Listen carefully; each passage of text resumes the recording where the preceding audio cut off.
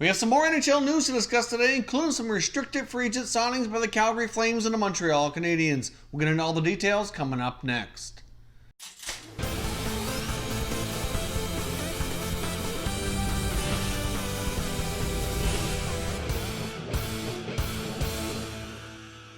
So welcome back here to Top Shelf Hockey. As I mentioned, we have some more breaking news to discuss around the NHL. And let's get started with the Montreal Canadiens coming to terms with restricted free agent forward Michael McCarron. Now, McCarron's been with the organization for some time now. He was originally a first-round pick back in 2013 and has certainly had his fair bit of time to try playing in the NHL. He's put in a lot of time in the American Hockey League as well. However, he's been unable to find himself a regular spot in the Habs lineup for an extended period of time.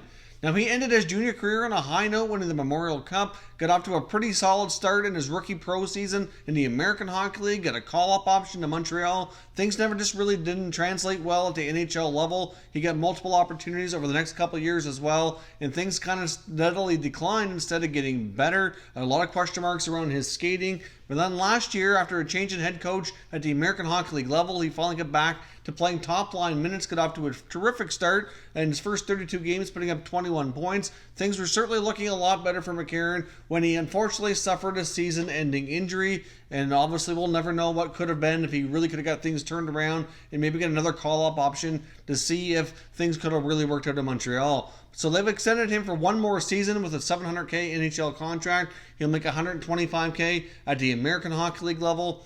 I would imagine he's likely going to start the season in the AHL. Considering the amount of forwards that Montreal has under contract, that would certainly rank ahead of him on the depth chart. I would think that's more likely the case, but if he can get off to a hot start and play top-line minutes like he was previously, then he very well could end up earning himself another shot. Like I said before, when you watch him skate around the ice, he just does not really get around the ice well for a big man. He's got a lot of size, but certainly struggles with his mobility, in my opinion. Just never really looked like an NHL player when he had the opportunity before, and I would imagine this is probably his last kick at the can here to see if he's really going to turn out to be a long-term pro hockey player with the Habs organization. And if things don't work out really for him this year, I would imagine he'll be on to a new team or a new opportunity possibly as soon as next season.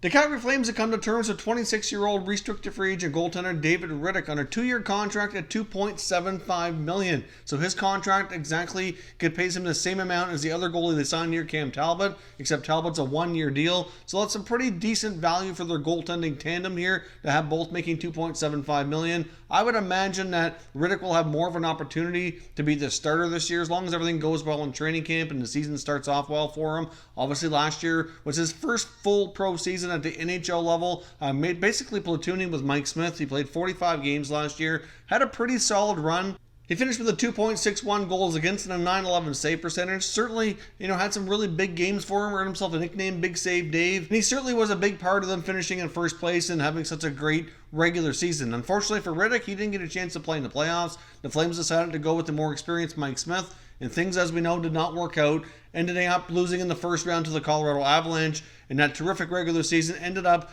not really producing any results in the playoffs. So obviously they'll have a different goaltending tandem into the season with Rittich and Talbot. Obviously Mike Smith's now onto their provincial rival in Edmonton. So we'll see what happens here. I know Rittich had some comments indicating he was hoping to play more this year, and he also indicated that if you take a look back at his 3 years of playing professional hockey in North America here, he's obviously in the first two, he kind of split between NHL and AHL, but I do think it's fair to say we've seen improvements out of this guy every year. He's gotten a little bit better, steadily improved. He's at a pretty mature age right now, 26. He should be entering his prime years, and I think he's poised to really break out and prove that he's a starting NHL goaltender, and really they're going to need that from him to really step up here. Obviously, Cam Talbot's looked a little shaky with the Oilers the past couple of years. If he can regain the form that we've seen in the past, like at the end of his time with the Rangers and beginning of the time when he first went to the Edmonton Oilers, then they very well might end up with a really solid goaltending tandem. But if Talbot continues to struggle like before, and Rittich can't reproduce last year or even make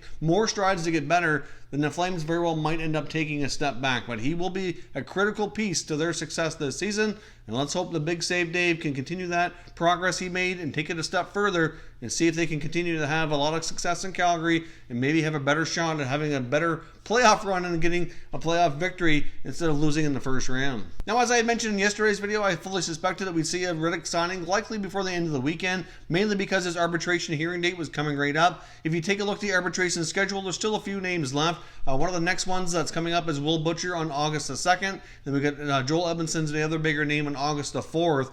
So there is a fair bit of time here. We might not see too many more restricted free agent signings over the next few days. So we know by the time the August the 4th rolls around and the remaining of these hearings either are canceled or proceed to schedule, that we'll have deals in place for all of these guys. Of course, the bigger question is a lot of these restricted free agents that don't have arbitration rights and how long those are going to drag on. Like I said before, I think it's going to be a long summer on a lot of those big time players that don't have arbitration rights. It's going to be a while, I think, before we get many of those deals done. Of course, as always, want to hear your thoughts and opinions on these contracts down in the comment section. Let me know what you think and we'll continue the conversation. If you're new to the channel, consider subscribing and turning on your notifications so you don't miss any future content. And give this video a thumbs up if you enjoyed it. I'd appreciate it if you did. As always, thank you for watching, and I will catch you next time.